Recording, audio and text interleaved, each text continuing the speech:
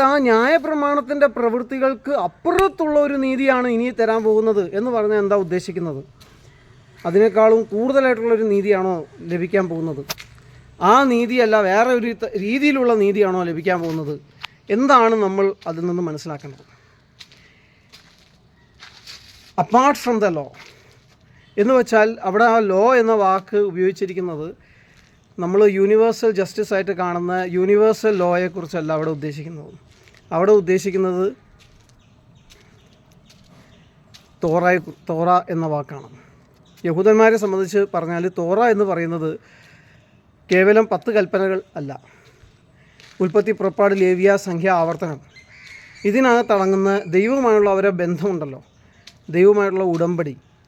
ആ ഉടമ്പടി ബന്ധത്തിൻ്റെ അടിസ്ഥാന ഡോക്യുമെൻ്റാണ് ഈ 5 പുസ്തകങ്ങൾ അടങ്ങുന്ന തോറ.